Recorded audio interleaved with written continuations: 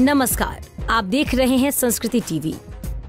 दोस्तों, आज हम आपको अपने इस वीडियो में माता के 9 रूपों के बारे में तथा उनकी उत्पत्ति के बारे में बताने जा रहे हैं, तो इस वीडियो को अंत तक जरूर देखें। अम्बा, जगदम्बा, सर्वेश्वरी आदि के बारे में क्या रहस्य हैं, ये जानना भी जरूरी है। माता के बारे में संपूर्ण जानकारी रखने वाला ही उनका सच्चा भक्त होता है। हालांकि ये भी सच है कि इस वीडियो में उनके बारे में संपूर्ण जानकारी नहीं दी जा सकती, लेकिन हम इतना तो बता ही सकते हैं कि आपको क्या क्या जानना चाहिए। माता रानी कौन है? अंबिका शिव पुराण के अनुसार उस अविनाशी परम ब्रह्म ने कुछ काल के बाद द्वितीय की इच्छा प्रकट की। उसके भीतर एक से अनेक होने का संकल्प उदित हुआ। तब उस निराकार परमात्मा ने अपनी लीला शक्ति से आकार की कल्पना की, जो मूर्ति रहित परम ब्रह्म है। परम ब्रह्म अर्थात एकाक्षर ब्रह्म, परम अक्षर ब्रह्म, वो परम ब्रह्म भगवान सदाशिव हैं। एकांकी रहकर स्वेच्छा से सभी ओर विहार करने वाली उस सदाशिव ने अपने विग्रह से शक्ति की सृष्टि की, जो उनके अपने श्रीअंग से कभी अलग होने वाली नहीं थी।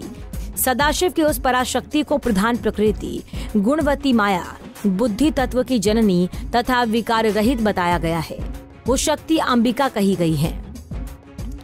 उसको प्रकृति, सर्वेश्वरी, त्रिदेव, जननी, नित्या और मूल कारण भी कहते हैं। सदाशिव द्वारा प्रकट की गई उस शक्ति की 8 भुजाएं हैं। पराशक्ति जगत जननी वो देवी नाना प्रकार की गतियों से संपन्न है और अनेक प्रकार के अस्त्र शक्ति धारण करती हैं। एकांकिनी होने पर भी वो माया शक्ति संयोग वशात अनेक हो जाती हैं। उस काल रूप सदाशिव की अर्धांगिनी है ये शक्ति, जिसे जगदम्बा भी कहते हैं। देवी दुर्गा हिरण्याक्ष के वंश में उत्पन्न एक महाशक्तिशाली दैत्य हुआ, जो रुरु का पुत्र था, जिसका नाम दुर्गमासुर था। दुर्गमासुर से सभी देवता त्रस्त हो चले थे। उसने इंद्र की नगरी अमरावती को घेर लिया था। देवता शक्ति से हीन हो गए थे।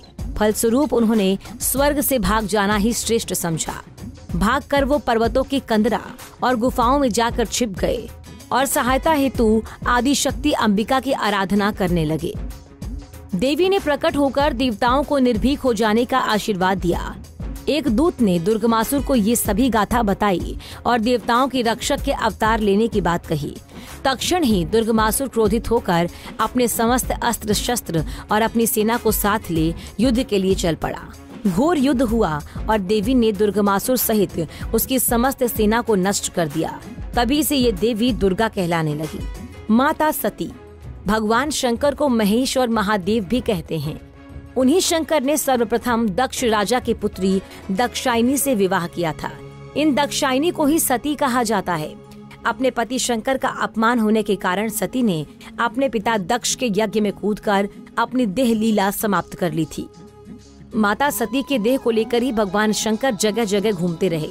जहाँ जहाँ देवी सती के अंग और आभूषण गिरे, वहाँ वहाँ शक्तिपीठ निर्मित होते गए।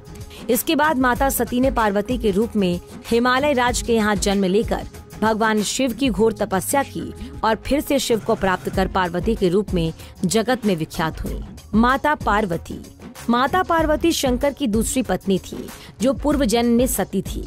देवी पार्वती के पिता का नाम हिमवान और माता का नाम रानी मैनावती था। माता पार्वती को ही गौरी, महागौरी, पहाड़ों वाली और शेरावाली कहा जाता है। माता पार्वती को भी दुर्गा स्वरूप माना गया है, लेकिन वो दुर्गा नहीं है। इन्हीं माता पार्वती के 2 पुत्र प्रमुख रूप से माने गए हैं, एक श्री गणेश और दूसरे कार्तिकेय। कैटभा पद्म पुराण के अनुसार देवासुर संग्राम में मधु और कैटभ नाम के दोनों भाई हिरण्याक्ष की ओर थे। मार्कंडेय पुराण के अनुसार उमा ने कैटभ को मारा था, जिससे वो कैटभा कहलाई। दुर्गा सप्तशती अनुसार अंबिका की शक्ति महामाया ने अपने योग बल से दोनों का वध किया। काली पौराणिक मान्यता अनुसार भगवान शिव की 4 पत्नियां थी। पहली सती, जिसने यज्ञ में कूदकर अपनी जान दे दी थी। यही सती दूसरे जन्म में पार्वती बनकर आई, जिनके पुत्र गणेश और कार्तिकेय हैं। फिर शिव की एक तीसरी पत्नी थी, जिन्हें उमा कहा जाता है। देवी उमा को भूमि की देवी कहा गया है। उत्तराखंड में इनका एकमात्र मंदिर है। भगवान शिव की चौथी पत्नी माँ काली हैं। उन्होंने इस पृथ्वी पर भयानक दानवों का संहार किया था। काली माता ने ही असुर रक्त बीज का वध किया। उन्हें 10 महाविद्याओं में से प्रमुख माना जाता है। काली भी देवी अम्बा की पुत्री थी। महिषासुर मर्दिनी। नवदुर्गा में से एक कात्यायन ऋषि की कन्या ने ही रंभासुर के पुत्र महिषासुर का वध किया था। उसे ब्रह्मा का वरदान था कि वो स्त्री के हाथों ही मारा जाएगा। उसका वध करने के बाद माता महिषासुर मर्दिनी कहलाई। एक अन्य कथा के अनुसार जब सभी देवता उससे युद्ध करने के बाद भी नहीं जीत पाए तो भगवान विष्णु ने कहा कि सभी देवताओं के साथ मिलकर सबकी आदि कारण भगवती महाशक्ति की आराधना की जाए।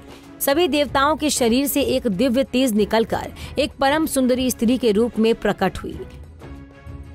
हिमवान ने भगवती की सवारी के लिए सिंह दिया तथा सभी देवताओं ने अपने अपने अस्त्र शस्त्र महामाया की सेवा में प्रस्तुत किए। भगवती ने देवताओं पर प्रसन्न होकर उन्हें शीघ्र ही महिषासुर के भय से मुक्त करने का आश्वासन दिया और भयंकर युद्ध के बाद उसका वध कर दिया। तुलजा भवानी और चामुंडा माता। देश भर में कई जगह पर माता तुलजा भवानी और चामुंडा माता की पूजा का प्रचलन है। खासकर ये महाराष्ट्र में अधिक है। दरअसल माता अंबिका ही चंड और मुंड नामक असुरों का वध करने के कारण चामुंडा कहलाई। तुलजा भवानी माता को महिषासुर मर्दिनी भी कहा जाता है। 10 महाविद्याएं। 10 महाविद्यालयों में से कुछ देवी अम्बा है तो कुछ सती या पार्वती हैं तो कुछ राजा दक्ष की अन्य पुत्री। हालांकि सभी को माता काली से छोड़कर देखा जाता है। 10 महाविद्याओं के नाम काली, तारा, छिन्नमस्ता, षोडशी, भुवनेश्वरी, त्रिपुर भैरवी, धूमावती, बगलामुखी, मातंगी और कमला। कहीं कहीं इनके नाम इस क्रम में मिलते हैं: काली, तारा, त्रिपुर सुंदरी, भुवनेश्वरी, छिन्नमस्ता, त्रिपुर भैरवी, धूमावती, बगलामुखी, मातंगी और कमला। दोस्तों, उम्मीद है आपको ये जानकारी पसंद आई होगी। ऐसी ही धर्म और आस्था से जुड़ी खबरों के लिए देखते रहिए संस्कृति टीवी। धन्यवाद।